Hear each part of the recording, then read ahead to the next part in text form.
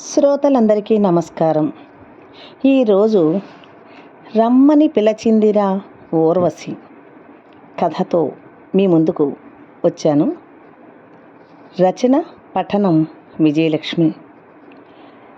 చాలా రోజుల తర్వాత మరలా మీ ముందుకి కథతో వచ్చాను. ఈ మధ్యకాలంలో భారతం మటుకే పెడుతున్నాను, కానీ మామూలు సాంఘిక కథ ఏది పెట్టలేదు. దానికి కారణాలు కొన్ని ఉండడం వల్ల, అనివార్య కారణాల వల్ల నేను కథ పెట్టలేకపోయాను. ఈరోజు రమ్మని పిలిచిందిరా ఊర్వశి కథతో మీ ముందుకు వచ్చాను. రమ్మని పిలిచిందిరా ఊర్వశి కథ రచన పఠనం విజయలక్ష్మి.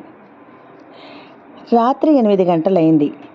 చరణ్ ఆఫీసు నుంచి ఇంటికి బయలుదేరాడు. కాస్త పని పెండింగ్ ఉండిపోయింది. ఈ రెండింగ్ కాబట్టి పూర్తి చేయక తప్పదని 8 వరకు ఉండి పూర్తి చేసి అమ్మయ్య తలనొప్పి తగ్గింది అనుకుంటూ ఒక మంచి టీ త్రాగేసరికి కాస్త హుషారొచ్చింది. నెమ్మదిగా బైక్ తీసి ఇంటికి బయలుదేరాడు. కొంత దూరం వచ్చేసరికి వానజల్లు పడడం మొదలుపెట్టింది. తడిసి వెళ్ళిపోదామంటే 2 రోజుల నుంచి రొంపా దగ్గు.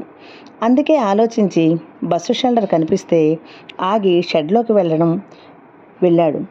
అంతే, మెరుపు మెరిసిందేమో అన్నట్టు దేవకన్య లాంటి అమ్మాయి కూర్చొని ఉంది అక్కడ. అతనిని చూసి తత్తరపడి లేచి నిలబడింది.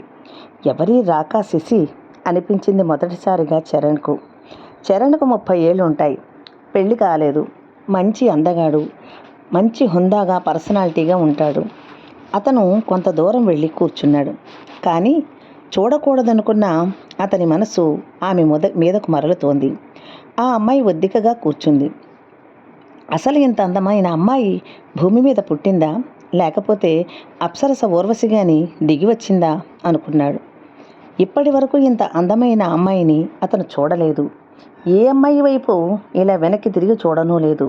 కానీ ఈ అమ్మాయిలో ఏదో ఆకర్షణ అతని హృదయంలో ప్రకంపనలు రేపాయి. పదే పదే ఆమె వైపు చూస్తున్నాడు. ఒకసారి ఆమె అతని వైపు చూసింది. అతని గుండె జల్లుమంది. తన మీద విరిబాణాలు విసురుతున్న మన్మధుణ్ణి తిట్టుకున్నాడు. నెమ్మదిగా జల్లు తగ్గింది. షెల్టర్లో ఆ అమ్మాయి అతనే ఉన్నారు. తను వెళ్ళిపోతే ఆ అమ్మాయి ఒంటరిగా ఉంటుంది. ఈ చీకట్లో, ఈ వర్షంలో. తను సంస్కారవంతుడు కనుక ఆమెకు ఏ హాని చేయలేదు. మరెవరైనా అయితే ఆ అమ్మాయి పరిస్థితి ఏంటి? అయినా ఆడపిల్ల రాత్రి టైములో ఒక్కతే ఎందుకుంది? కొంపతీసి దెయ్యంగాని కాదు కదా అనుకున్నాడు. మరలా తానే తను నవ్వుకుంటూ దెయ్యాలెక్కడుంటాయి అనుకుంటూ మేడం అని పిలిచాడు మెల్లగా. ఆ అమ్మాయి చురుక్కన అతని వైపు చూసింది. చంద్రబింబం లాంటి అందమైన ముఖం, కలువరేకుల్లాంటి కళ్ళు, కంగారుగా బెదురుతూ కనిపిస్తున్న కళ్ళు, పచ్చని మేనిఛాయ, ఎక్కుపెట్టిన మన్మథ బాణాల్లాంటి కనుబొమ్మలు, ఎర్ర గులాబీ రంగులో తళతళమని మెరుస్తున్న పెదాలు, శంఖంలాంటి కంఠం, నిండైన వక్షస్థలం, సన్నని నడుము, విశాలమైన జఘనం, నల్లని త్రాచులాంటి జడ, విశాలమైన పాలభాగం మీద గాలికి ఎగురుతున్న ముంగురులు. అచ్చం బాపుగారి బొమ్మ. ఇప్పట్లో బాపుగారి బొమ్మలు అరుదు. జీన్ ప్యాంట్లు, టీషర్ట్లు, మినీస్కర్ట్లు ఇలాంటి వేషధారణే కానీ ఇలా దేవకన్యలా ముస్తాబైన పిల్లని చూడడం ఇదే మొదటిసారేమో అనిపిస్తోంది. అతనికి ఆమెతో మాట్లాడడానికి నోరు తడారిపోతోంది. నెమ్మదిగా తమాయించుకుని మీరు ఒక్కరు అన్నాడు నసుగుతూ. అప్పుడు గొంతు విప్పింది ఆ అమ్మాయి. ఎలకోయిల గొంతు సవరించినట్లు నెమ్మదిగా అంది. అదే భయపడుతున్నానండి, నేను వెళ్ళవలసిన బస్సు రాలేదు అంది తల వంచుకుని. అయితే నేను డ్రాప్ చేస్తాను రండి, రోజులు బాగులేవు అన్నాడు చరణ్. థ్యాంక్స్ అండి అంది ఆ అమ్మాయి మెచ్చుకోలుగా చూస్తూ. ఆ అమ్మాయికి 23 ఏళ్ళు ఉంటాయి. బండి స్టార్ట్ చేశాడు. ఆ అమ్మాయి సిగ్గుపడుతూ బండి ఎక్కి ఎడంగా కూర్చుంది. చరణ్ మనసు గాల్లో తేలిపోతోంది. ఈమె తన జీవన సహచరి అయితే ఎంత బాగుంటుంది అనుకున్నాడు. కాసేపు ఆమె ఏమీ మాట్లాడలేదు. కానీ ఒక్కసారి బైక్ స్పీడ్ బ్రేకర్ల మీద ఎక్కడంతో కుదుపుకి జరిగి అతనికి దగ్గరగా వచ్చింది. వెచ్చటి ఆమె ఊపిరి అతని వీపుకు తగులుతోంది. మీరు ఎక్కడుంటారు అని అడిగాడు ఆమెను. ఆమె చెప్పింది. ఆమె ఇంటి ముందు బైక్ ఆపాడు. ఇల్లు చిన్నది, ఊరికి కొంచెం దూరంగా ఉంది. ఆమె బండి దిగి అతనికి థాంక్స్ చెప్పింది. ఆమె అతనికి తన ఫోన్ నెంబర్ ఇచ్చింది. అతను సంతోషంతో తన ఇంటికి చేరుకున్నాడు. మర్చిపోదామన్నా మర్చిపోలేని ఆమె రూపం అతన్ని వివసుణ్ణి చేస్తుంది. ఆమె తనకు ఫోన్ నెంబర్ ఎందుకు ఇచ్చింది? ఆమెకు నేను కూడా నచ్చానా? అయినా ఆమె ఎవరో తెలియకపోయినా ఆమె మీదకే మనసు లాగుతోంది. ప్రేమంటే ఇదేనేమో అనుకున్నాడు. ఊహు కాదు. ప్రేమంటే మనిషి అందాన్ని చూసి రాదు. మరి తను ఆమె పట్ల తప్పుగా ఆలోచిస్తున్నాడా? ఆమె ఎవరో, ఆమె తల్లిదండ్రులు ఎవరో, ఆమె బైక్ మీద ఉన్నంతసేపు తన గురించి ఆమె ఏమీ మాట్లాడలేదు. ఎందుకంటే తనే ఎక్కువగా ఫీల్ అవుతున్నాడు. ఆమె నవ్వుతూ ముక్తసరిగా 2 మాటలాడిందంతే. కానీ ఫోన్ నెంబర్ ఇచ్చింది అంటే ఆ అమ్మాయికి బిడియం ఎక్కువేమో. పరిచయమైన వెంటనే మాట్లాడడానికి సిగ్గుపడి ఫోన్ నెంబర్ ఇచ్చిందేమో. ఆ ఫోన్ నెంబర్ ఎన్నిసార్లు చూశాడో తనకే తెలియదు. ఆ నెంబర్లో కూడా ఆమె అందమే కనపడుతోంది. మనసు దేని మీద లగ్నం కావటం లేదు. ఆమెతో పరిచయం పెంచుకోమని మనసు తొందర పెడుతోంది. ఇది వరకు ఆదివారం అయితే ఫ్రెండ్స్తో ఎంజాయ్ చేసేవాడు. ఈరోజు ఆదివారం. ఫ్రెండ్స్ ఫోన్ చేస్తుంటే ఫోను లిఫ్ట్ చెయ్యాలనిపించటం లేదు. అయినా తప్పదని ఫోన్ ఎత్తాడు. హలో చరణ్, నేడే మనకు హాలిడే అంటూ పాట పాడుతున్నారు ఫ్రెండ్స్. ఇది వరకు అయితే వాళ్ళ ఫోను వినేసరికి లేచి వాళ్ళ కోసం పరిగెత్తేవాడు. అలాంటి ప్రాణ స్నేహితుల్ని కూడా కలవాలని లేకుండా చేసిన ఆ అందాల ఊర్వశికి తన మనసులోనే తిష్ట వేసుకుని కూర్చుంది. కళ్ళు మూసినా తెరిచినా ఆ దివ్యమంగళ రూపమే కనిపిస్తోంది. ఆ ఫ్రెండ్స్ని ఎలాగైనా వదిలించుకొని ఎలాగైనా ఆ అమ్మాయిని కలవాలని అనుకున్నాడు. కానీ వాళ్ళు అయితే మీ ఇంటి దగ్గరికే వస్తాం అన్నారు. అది కాదురా, ఏమనుకోవద్దు, నేను పడుకుంటాను అని చెప్పేశాడు. వాళ్ళ మాట వింటే ఆనందం పొందే తను ఫ్రెండ్స్ నసగాళ్ళలా కనిపిస్తున్నారు. ప్రేమకింత బలముందా అనుకున్నాడు. వీధి తలుపు వేసి వచ్చి ఫోన్ తీశాడు. ఆ అమ్మాయి పేరు ఊర్వశి అని సేవ్ చేసుకున్నాడు. ఆ నెంబరు తీశాడు. అతనికి ఆమెతో మాట్లాడడం అంటే ఒంట్లో సన్నగా ప్రకంపనలు మొదలయ్యాయి. నోరు తడారిపోతోంది. గుండె వేగం హెచ్చింది. ఏదో తెలియని అలజడి. అయినా ఫోన్ రింగ్ చేశాడు. హలో అని వినిపించింది. వీణ మీటినట్లు ఆ స్వరం అతని మనసుని గిలిగింతలు పెట్టింది. నేనండి, ఆ రోజు వర్షంలో అన్నాడు తడబడుతూ. ఎందుకంటే అతని పేరు కూడా ఆమెకు తెలియదు కనుక. "ఆ, ఎలా మర్చిపోతానండి, నాకు చాలా సహాయం చేశారు, బాగున్నారా?" అంది తీయగా పలుకుతూ. "బాగున్నానండి" అని ఎలా చెప్పాలా అని బుర్ర గొక్కుంటూ ఉండగా ఆ అమ్మాయి అంది, "ఆ రోజు మిమ్మల్ని లోపలికి రమ్మని కూడా నేను అనలేదు. ఒకసారి మా ఇంటికి రండి" అని ఆహ్వానించింది. అంతే. అతని మనసులో యురేకా అనుకుంటూ గాల్లో తేలిపోయాడు. వెదకబోయిన తీగ కాలికే తగిలినట్లు ఆమె పిలుపు అతనికి అద్భుతంగా అనిపించింది. గబగబా తయారయ్యాడు. 4-5 డ్రెస్సులు వేసుకుని చూసి ఇప్పి ఉహు అనుకుంటూ మార్చి ఒక డ్రెస్ వెనకాల ఒకటి మారుస్తూ ఆఖరికి ఒక డ్రెస్ వేసుకున్నాడు. ఫ్రెష్గా తయారై 1కి 10 సార్లు అద్దంలో చూసుకున్నాడు. హుషారుగా బైక్ తీసి రోడ్డు మీదకు వచ్చాడు. ఆ అమ్మాయి ఇంటికి చేరేసరికి ఒళ్ళు చల్లబడిపోతోంది. భయంతో చలిలో కూడా చెమటలు పడుతున్నాయి. ఇంటి ముందు నిలబడి ఆ అమ్మాయికి ఫోన్ చేశాడు. టక్కున తలుపు తీసింది అందాల ఊర్వశి. ఈరోజు మరీ అందంగా ఉంది. చిలకాకు పచ్చ రంగు చీరతో, అందాల బొమ్మలా చిరునవ్వుతో. రండి అంది. అలా ఆమెను చూస్తూ లోపలికి వెళ్ళాడు. ఇల్లంతా కలియ చూశాడు. ఎవ్వరూ లేరు. అమ్మాయి ఒక్కతే ఉంది. మీ అమ్మగారు నాన్నగారు అన్నాడు. నాకంత అదృష్టం లేదండి, నేను ఒక్కతినే ఉంటాను. మరి మీకు జీవనం అన్నాడు. నాన్నగారి ఆస్తులు ఉంటే అమ్మి బ్యాంకులో వేసుకున్నాను.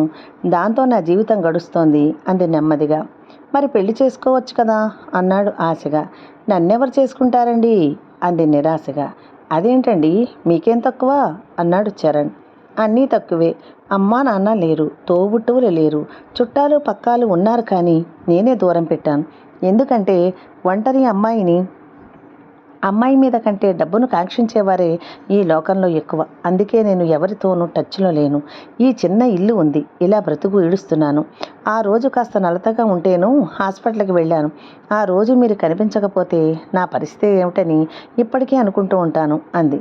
ఆమె ఆడుతున్న ప్రతి మాట అతనికి ఆశలు రేపుతున్నాయి. అతను తనని మంచివాడిగా గుర్తించింది అనుకున్నాడు. అయ్యో, మాటల్లో పడి మర్చిపోయానుండండి, టీ తెస్తా అంటూ వంటింట్లోకి వెళ్ళింది. పర్వాలేదు, ఈ అమ్మాయిని లైన్లో పెట్టేయచ్చు. ఎందుకంటే ఆమెకు ఎవరూ లేరు, నేనంటే ఇష్టపడుతున్నట్లే ఉంది అనుకున్నాడు చరణ్. ఆ అమ్మాయి టీ తెచ్చి ఇచ్చింది. టీ త్రాగుతూ టీ కప్పు ఇచ్చేటప్పుడు ఆమె చేయి వేని కొన అతనికి తగిలి అతని శరీరంలో విద్యుత్ ప్రవహించినట్లయింది. అందాల చందమామని వదిలి వెళ్ళాలనిపించటం లేదు. ఆమె మరి మీరు అంది. నాకు అమ్మా నాన్న ఉన్నారండి, మా ఊర్లో ఉంటారు. నేను ఒక్కడినే ఉద్యోగ నిమిత్తం ఉంటాను. ఏవో పొలం పుట్ట ఉన్నాయి, వాటిని చూసుకుంటూ కాలక్షేపం చేస్తున్నారు అమ్మా నాన్న. నేను ఒక్కడినే ఉంటున్నాను ఇక్కడ అన్నాడు నెమ్మదిగా. చాలాసేపయింది వచ్చి. ఏవేవో ఊసులతో కాలక్షేపం చేశాడు. ఇక ఇంటికి వెళ్ళక తప్పదని వెళ్ళొస్తానండి. ఇంతకీ మీ పేరు అన్నాడు నవ్వుతూ. నా పేరు ఊర్వశి అంది సిగ్గుపడుతూ. అదిరిపడ్డాడు చరణ్. ఏంటి, నిజంగా ఊర్వశా అన్నాడు. అదేంటండి, నిజంగానే అంది. అతను ఇంకా మాట్లాడలేదు. తాను సరదాగా పెట్టుకున్న పేరు నిజమైనందుకు. సరే ఊర్వశి గారు వెళ్ళొస్తా అన్నాడు. సరేనని నవ్వుతూ వీధి వరకు వచ్చింది ఊర్వశి. 4 నెలల తర్వాత ఊర్వశి చరణ్ల పెళ్ళి సింపుల్గా జరిగిపోయింది. చరణ్ ఇష్టమే మా ఇష్టమంటూ తల్లిదండ్రులు ఆ పసిడి బొమ్మని తమ కోడలిగా అంగీకరించి చేసుకున్నారు. అతని కోరిక తీర్చారు. మొదటి రోజు, ఫస్ట్ నైట్ రోజు ఎంతో సంతోషంతో ఊర్వశి తన సొంతమైనందుకు గర్వపడుతూ ఆమెను ఆత్రంగా దగ్గరకు తీసుకున్నాడు. ఊర్వశి సిగ్గుపడుతూ, ఏమండి, కొద్ది రోజులు మనం ఫ్యామిలీ ప్లానింగ్ పాటిద్దాం అంది సిగ్గుగా. అదేంటి, ఎందుకని అన్నాడు చరణ్. మనం కొద్ది రోజులు సంతోషంగా ఉన్నాక అప్పుడు కందామండి అంది ఊర్వశి. ఆమె పిచ్చిలో ఉన్న చరణ్కు ఆమె మాట తీయగా అనిపిస్తోంది. సరే అన్నాడు చరణ్. అలా తాను వలచిన అమ్మాయిని తనకు భార్య అవ్వడంతో ఆమెను సంతోషపెట్టడమే ధ్యేయంగా ఆఫీసు, ఊర్వశి ఈ రెండూ తప్ప అతనికి ఏ ఆలోచనలు రావడం లేదు. ఎంత వేగంగా ఇంటికి చేరుతానా అని ఊర్వశితో హాయిగా షికారు తిరుగుదామా అనుకుంటాడు. తల్లిదండ్రులకు ఫోన్ చేయడం కూడా మర్చిపోతున్నాడు. పాపం, వాళ్ళు కొత్తగా పెళ్ళైన జంట, అందులోనూ వాడు ఏరి కోరి చేసుకున్న పిల్ల. సరేలే అని సరిపెట్టుకున్నారు. ఆమెకు గోల్డ్ షాప్కు తీసుకెళ్ళి ఆమె కోరిన నగలు కొంటాడు. పట్టు చీరలు, పసిడి నగలే కాదు, ఆమె పేర అకౌంట్ తెరిచి ఆమెకు డబ్బుతో అభిషేకం చేస్తాడు. అతనికి ఆమె పట్ల మోహం రోజు రోజుకి పెరిగిపోతోంది. ఊర్వశి తన చారిడేసి కళ్ళను టపటపా రాలుస్తూ పొయ్యిలపోతుంది. అతన్ని కవ్విస్తుంది, మురిపిస్తుంది, ముచ్చట తీరుస్తుంది. అంతకన్నా అతనికి ఏం కావాలి? అతను నెమ్మదిగా ఆఫీసుకి డొమ్మా కొట్టడం మొదలుపెట్టాడు. ఆమెను వదిలి అతనికి వెళ్ళాలనిపించదు. ఇదేంటండి, ఆఫీసుకి వెళ్ళటం లేదు అని వారించింది ఊర్వశి. అలా ఆమెకు బానిసయ్యి ఉద్యోగం పోగొట్టుకున్నారు. నన్ను ఎలా పోషిస్తారు అని ప్రశ్నించింది ఊర్వశి. అవును, నా అందాల రాక్షసిని ఎలా పోషించాలి? ఆమెపై తమకంతో ఉద్యోగాన్ని నిర్లక్ష్యం చేశాడు. అతనికి గడ్డు రోజులు మొదలయ్యాయి. రోజు ఉద్యోగం కోసం ప్రయత్నిస్తున్నాడు. ఒకరోజు ఉద్యోగ వేటలో బయటికి వెళ్ళి వచ్చాడు చరణ్. తలుపు దగ్గరగా వేసి ఉంది. లోపలికి వెళ్ళి ఊర్వశి అంటూ కేకేశాడు. సమాధానం లేదు. ఇల్లంతా తిరిగి చూశాడు. ఊర్వశి లేదు. ఎక్కడికి వెళ్ళుంటుందబ్బా అనుకుంటూ ఆమెను చూడకుండా, ఆమె దగ్గర గడపకుండా ఉండలేడు. బయటకు వచ్చి చూశాడు. ఒకవేళ ఏదైనా అవసరమయ్యి ఏ బజారుకో వెళ్ళిందేమో అనుకున్నాడు. రాత్రి అయినా ఇంటికి రాలేదు ఊర్వశి. ఆమెకు ఫోన్ చేస్తూనే ఉన్నాడు. ఫోన్ అవ్వడం లేదు. విరహంతో కొట్టుకుపోతూ కుర్చీలో కూర్చున్నాడు. ఎదురుగా టీపై దగ్గర ఒక లెటర్ కనిపించింది. ఆదుర్దాగా ఉత్తరాన్ని చదివాడు చరణ్. చరణ్, నన్ను క్షమించండి. నేను జీవితాంతం మీకు భార్యగా ఉండలేను. ఎందుకంటే నేను కాల్గర్ల్ని. మాకు మీలా ప్రేమావేశాలు, బంధాలు ఉండవు. ఎవరి దగ్గర డబ్బుంటే వాడితో గడిపి మా అందంతో చిత్తుగా ఓడించి మాకు కావలసిన డబ్బు సంపాదించుకుంటూ ఉంటాం. మా లాంటి వారి మోజులో పడి మీలాంటి వారు మంచివాళ్ళు పిచ్చివాళ్ళు అవుతూ ఉంటారు. మీ ఉద్యోగం పోయింది. మీ డబ్బు నా దగ్గరకు వచ్చి చేరింది. సారీ, ఇది నా వృత్తి ధర్మం.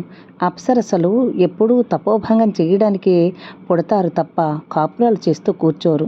సారీ, మీలాంటి వాళ్ళని నేను ఎంతోమందిని చూశాను. కానీ ఎందుకో మీ మీద మాత్రం కాస్త జాలిగా ఉంది. జాగ్రత్త, మంచి అమ్మాయిని చూసి పెళ్లి చేసుకోండి. ఏ ఊర్వశి పిలిచినా నమ్మకండి, వెళ్ళకండి. ఉంటాను.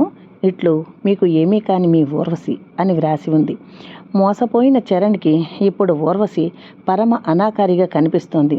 కథ సమాప్తం. ఈ నా కథ మీకు నచ్చితే నా ఛానల్ సబ్స్క్రైబ్ చేసుకుని, షేర్ చేసి, కామెంట్ చేసి నన్ను మరికొంచెం ముందుకు నడిపించాలని, ప్రోత్సహించాలని నా ప్రార్థన. ఇట్లు ధన్యవాదములతో మీ విజయలక్ష్మి.